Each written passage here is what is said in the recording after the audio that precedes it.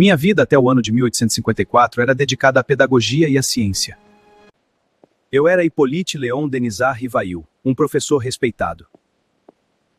Membro de diversas sociedades científicas e autor de obras didáticas que moldaram a juventude francesa.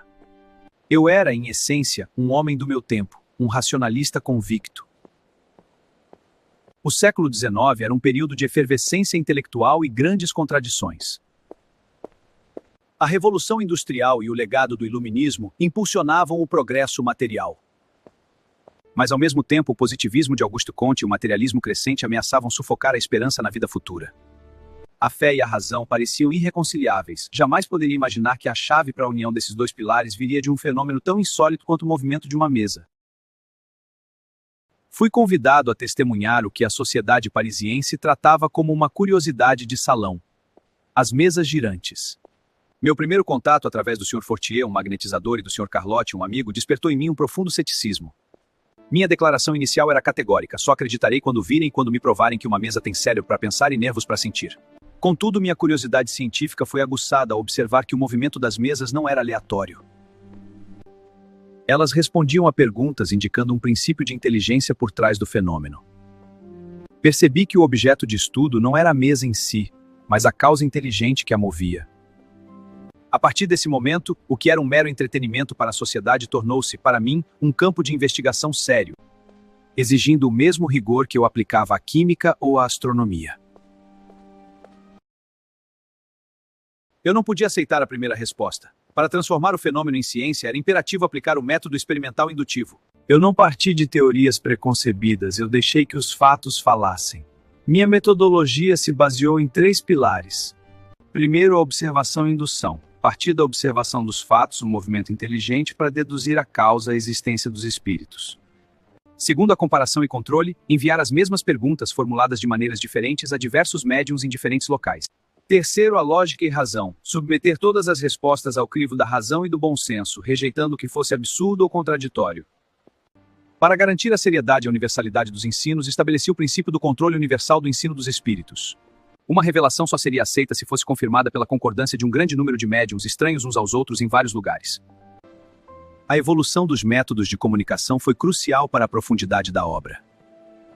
Tiptologia, comunicação por batidas sim-não ou alfabética, demonstração inicial da inteligência oculta. Cesta peão, uma cesta com um lápis acoplado, movida pelo médium, permitiu as primeiras comunicações escritas detalhadas.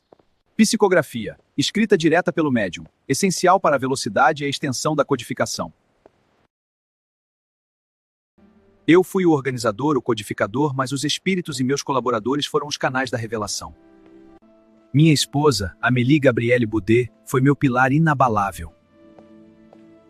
Educadora e artista, ela me ofereceu o suporte moral e financeiro necessário para que eu pudesse dedicar minhas noites e dias à análise dos manuscritos. Ela foi a primeira a ler e a me encorajar, e sem sua dedicação, a obra não teria visto a luz. As jovens Caroline e Julie Baudin foram instrumentos preciosos. Foi em sua residência que realizei as sessões fundamentais, que forneceram a maior parte do material original para o Livro dos Espíritos.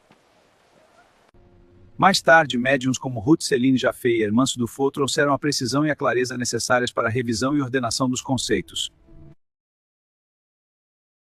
Com um material vasto e coerente em mãos, a decisão de publicar era iminente. No entanto, eu precisava proteger a obra dos preconceitos que poderiam recair sobre o professor Rivail. Por isso, adotei o nome que me foi revelado como sendo meu em uma encarnação anterior entre os druidas, Allan Kardec.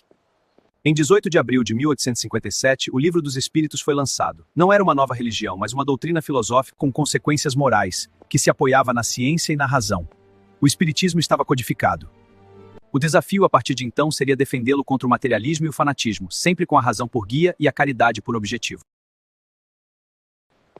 O espiritismo e a ciência se completam reciprocamente. A ciência sem o espiritismo se acha na impossibilidade de explicar certos fenômenos só pelas leis da matéria.